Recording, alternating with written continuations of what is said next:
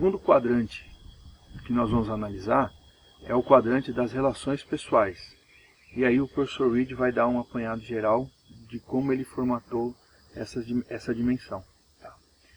Como eu falei, toda dimensão tem alguma tensão com toda outra dimensão. Assim como todo quadrante briga com todo outro quadrante, também cada subdimensão tem as suas tensões. Só que no caso do quadrante de relacionamento, não tem tanta tensão entre as dimensões. São 4 subdimensões que afetam a necessidade de calor humano, de carinho, de você estar com uma pessoa que te apoia emocionalmente, aquela coisa, aquela necessidade que nós temos de pertencimento e de carinho. Né? O segundo é empatia, que é meio que parecido, só que no caso, em vez de você estar recebendo o afeto dos outros, você está dando empatia para os outros, você está se colocando no lugar dos outros e você está sentindo um pouco a dor e as preocupações dos outros. Né? Tem muita gente que está alto tanto em afeto quanto em empatia. Tem outros que estão bem alto em afeto e não tanto em empatia. Ou seja, essa pessoa tem a necessidade de receber, mas não tem tanta necessidade de disposição de compartilhar, de se colocar no lugar dos outros. Tem também outras pessoas que são bem frias emocionalmente, mas elas se empenham realmente em se colocar no lugar dos outros. Só que essas pessoas, às vezes, como, eu estou sentindo, não, esse cara deve estar conturbado, deve estar sentindo ruim, isso é importante, mas como ela está fazendo isso com uma certa frieza, com um certo desprendimento, ela talvez não sinta o impacto emocional que a outra pessoa está sentindo, né? Então essas são 2 dimensões, elas são diferentes um do outro, mas elas não são tão contraditórias, por exemplo, do tempo contra a qualidade no quadrante de trabalho. Tá? O terceiro subdimensão é sociabilidade. Esse sim é bem diferente. Tenho percebido, sociabilidade, pessoa que gosta de fazer coisa em grupo, gosta daquela presença de um monte de pessoas. Aliás, eu vejo nos meus parentes, eu fui abençoado no meu segundo casamento. Eu falei segundo casamento? Não, no meu segundo casamento, fui abençoado com 13 cunhados e cunhadas.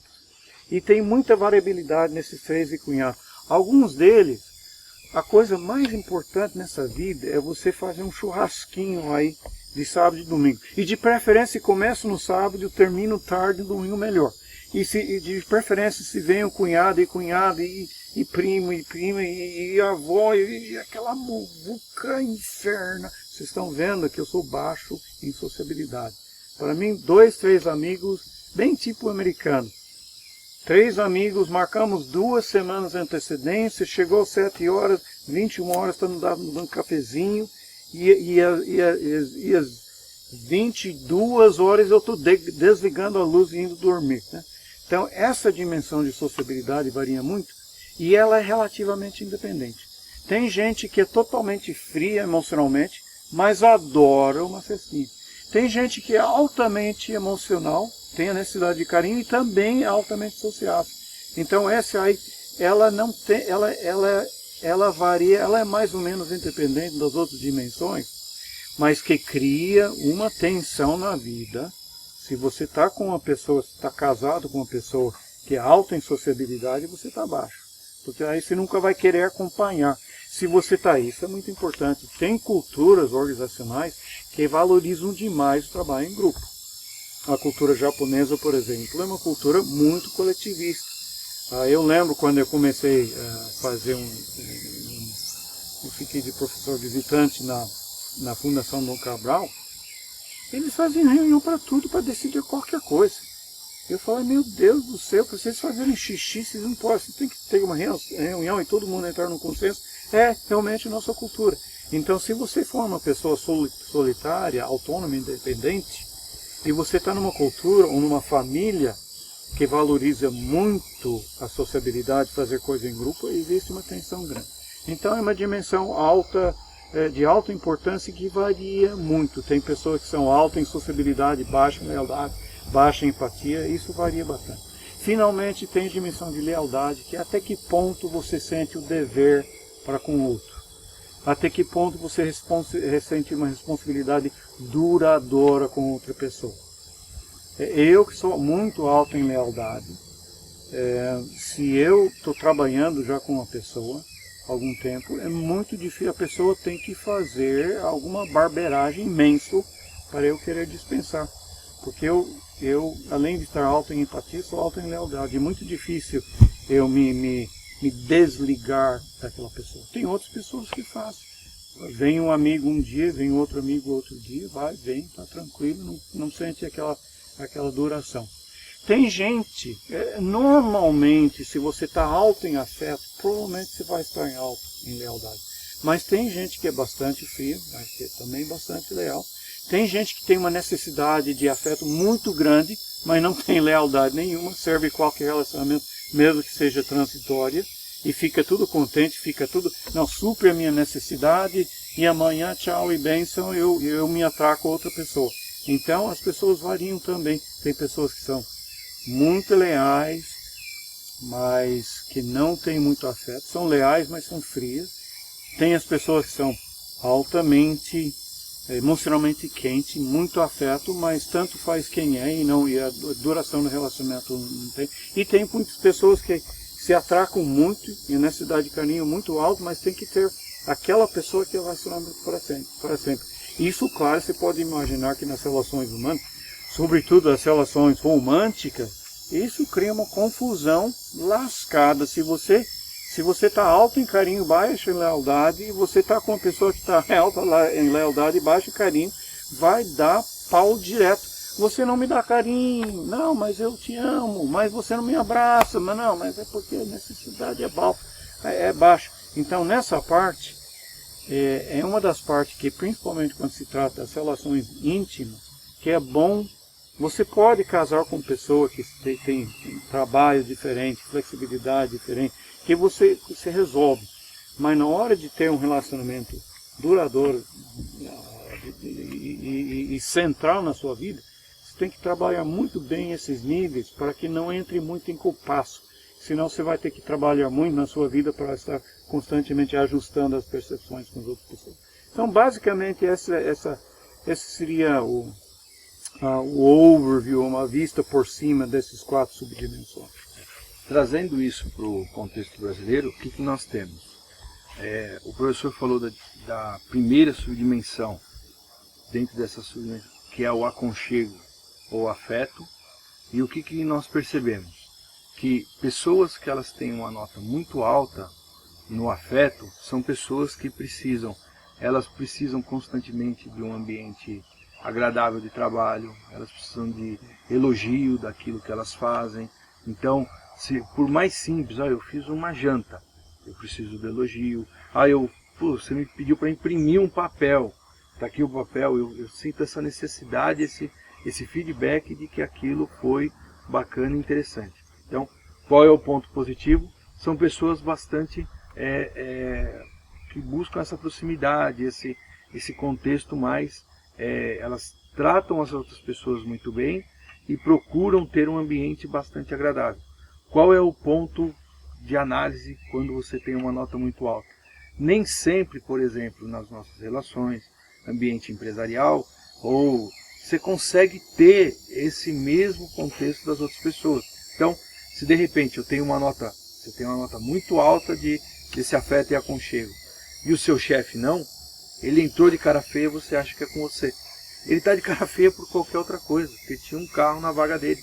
Não era o seu, mas ele entrou de cara feia. Quem tem a nota de afeto, aconchego muito alta, ela entende que esses sinais são todos relacionados a ela. Do mesmo modo, a nota baixa em afeto e aconchego, ela mostra o quê? São pessoas um tanto quanto mais frias. Então, elas têm dificuldade em elogiar outra pessoa, ela tem dificuldade em dizer, olha, isso daqui foi bacana e foi legal. Então, qual era a sua função? Era desempenhar um trabalho. Está aqui o trabalho. Pronto. Cara, eu fiz uma venda difícil, foi muito complicado, há tanto tempo que eu não vendo, não sei o que. Legal, você vendeu? O afeto baixo, ele não estabelece esse tipo de vínculo, ele procura tratar de uma maneira mais fria. Qual é a vantagem de você ter uma pessoa nesse perfil? É que você não precisa ficar tendo a atenção nesse tipo de situação. Então, você está numa empresa de uma alta competitividade, você está num segmento onde as pessoas têm uma busca muito grande por metas, desempenho, resultado. Se não tiver esse elemento afeto, o aconchego, ela consegue trabalhar perfeitamente. Então, eu tive um professor que trabalhava num prédio que você tinha necessidade, o prédio estava destruído, não tinha uma cortina, não tinha uma janela, o computador não funcionava, não sei o que. Eu falava para ele: professor, como você suporta esse ambiente? Ele dizia assim para mim: a minha nota de afeto é muito baixa. Esses fatores aqui não são importantes para mim. O importante para mim é que eu venho e desempenho o meu trabalho e pronto. Então, essa é a nota do aconchego ou afeto. A segunda é a nota da empatia. E pessoas que têm uma nota de empatia no grupo de baixo, próximas da nota 5, são pessoas que procuram estabelecer julgamento sobre o que as outras pessoas estão falando.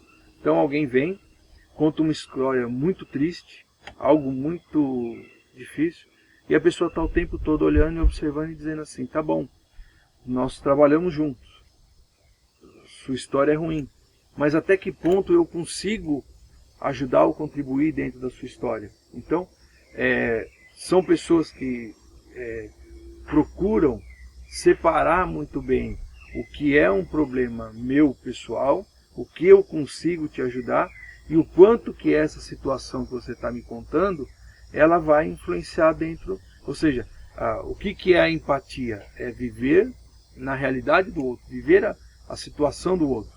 Uma pessoa baixa em empatia, ela procura estabelecer determinados limites. O que a gente percebe? Pessoa baixa em empatia são pessoas que procuram julgar as situações. Da mesma forma, quem é baixo em empatia tem um aspecto bastante positivo, que quando alguém vem, conta uma situação e muitas vezes essa situação não é verdadeira, ela consegue, analisando que aquilo não é de uma maneira geral, ela consegue se manter distante e algumas vezes, quando aquela situação é mentirosa, ela não é enganada. É o que a gente percebe muito claramente na nota 20 de empatia. Então, quem é a outra extremidade, 20, 19, 18, é muito comum você perguntar: alguém já te contou alguma história triste? Pediu dinheiro emprestado? Falou alguma situação assim e nunca mais apareceu? Não pagou, não voltou? É quase que todo mundo. Por quê? A pessoa vem, conta algo muito triste, conta uma realidade, como a sua empatia é alta, conforme ela está contando, você está criando aquele quadro mental, imaginando cada uma daquelas situações. Muito provavelmente aquela situação não é uma situação verdadeira. É que a pessoa sabe que você está identificando aquilo e que vai oferecer aquela solução. Então, dentro do segmento de coaches, por exemplo, a gente encontrou muita gente com a empatia alta. E o que a gente dava como exemplo? Falava: olha, às vezes você foi atender uma pessoa, você ficou 4 horas em atendimento, você estava zerado, você estava muito bem, estava tranquilo, sem sentir nada. De repente você atendeu alguém por 15 minutos e saiu de lá sem energia nenhuma. Por que foi? Seu nível de empatia. Aquela carga que aquela pessoa trouxe, você se coloca tanto no lugar dela que você acabou sofrendo por aquilo. O que é interessante, se você é uma pessoa que tem a empatia alta, procure fazer sessões de atendimento, de coaching com as pessoas de um tempo mais curto. Por quê? Porque isso faz com que você balancie essa sua questão da empatia alta. A outra dimensão é a sociabilidade. Então a gente percebe sociabilidade baixa. São pessoas que sabem, são pessoas um tanto quanto reservadas. Então, se eu preciso de alguém que eu tenho que contar um segredo empresarial e eu não quero que ele fale para ninguém, eu vou preferir quem? Uma pessoa com uma sociabilidade baixa. Como o professor Reed falou, eu preciso de alguém que trabalhe muito bem individualmente, que não tenha tanta necessidade de grupo, de contexto. Sociabilidade baixa. Qual é o problema de quem tem uma sociabilidade muito baixa? Mesmo que ele sabe que o colega dele precisa de uma resposta, ele não conta. Por quê? Porque é uma pessoa um tanto quanto mais fechada. Ele imagina assim, se precisar da minha ajuda, vai me perguntar. E às vezes, eu já vi pessoas com sociabilidade baixa dizendo, me perguntou, mas eu não respondi, sabe? E a sociabilidade alta, ela fala do quê? Ela fala daquelas pessoas que são abertas, que elas gostam daquele contexto. Então, situações que nós vivemos. Algumas pessoas com a sociabilidade muito alta, eu falei assim, olha, você é uma pessoa que conta absolutamente tudo. Você conta sobre a sua empresa, você conta sobre o seu trabalho, e 15 minutos que alguém está conversando com você, sabe tudo sobre sua vida. E é o que acontece normalmente. Sociabilidade muito alta, eu sou aquela pessoa aberta, flexível. Então eu converso com um, converso com outro, eu interajo, eu preciso de uma solução.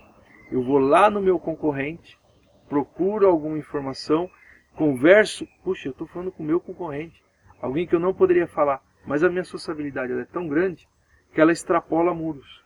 Eu vou lá no outro, trago aquela solução e incorporo no meu grupo. A mesma coisa, se o meu concorrente precisar de algo, eu também acabo falando, que a minha sociabilidade é bastante alta. E por fim, a lealdade. Então, uma pessoa que tem uma lealdade baixa e apresenta essa nota de lealdade baixa, eu sempre costumo perguntar assim, você é leal a quê? Todos nós somos leais. Quando uma pessoa tem uma lealdade um pouco baixa, ela normalmente ela é muito mais leal a alguma coisa que talvez não foi apresentada no teste. Então você perguntou entre aqueles fatores, então, eu respondi um teste empresarial, só que eu sou muito leal à minha família. No teste não estava especificado com profundidade a questão família. Então, para aquela situação, eu sou leal a quem? A um outro contexto. Quem tem a lealdade muito alta, costuma ser leal a tudo. Leal à marca, leal às pessoas, leal a produto. Então, se eu comprei um carro, quando eu vendo meu carro, eu compro outro da mesma marca. Aí eu vendo outro aquele carro, compro outro da mesma marca. Eu sou leal, eu procuro estabelecer. Uma das situações mais interessantes que eu vi de lealdade nos últimos tempos foi uma empresa que nós fizemos um trabalho e eram por volta de 20 gestores que tinham respondido o teste. E a lealdade deles, todos, eram lealdades altas. E aí o presidente chegou e falou, poxa, que bacana. Nós temos então por perfil atrair pessoas com lealdade alta? Eu falei, não. Na verdade, vocês repeliram, vocês já expulsaram todo mundo que era lealdade baixa. Por quê? Porque quando eu troco algo de lealdade, às vezes o Sr. Reed supostamente tem uma lealdade alta, eu tenho uma lealdade alta. Ele me contou um segredo, eu não vou contar para ninguém. Se eu tenho a lealdade baixa, o que era o segredo? Era uma informação simples. Eu de repente contei. Qual foi o peso que ele deu, qual foi o peso que eu dei. Se a lealdade dele é alta, ele dá um peso absurdamente alto.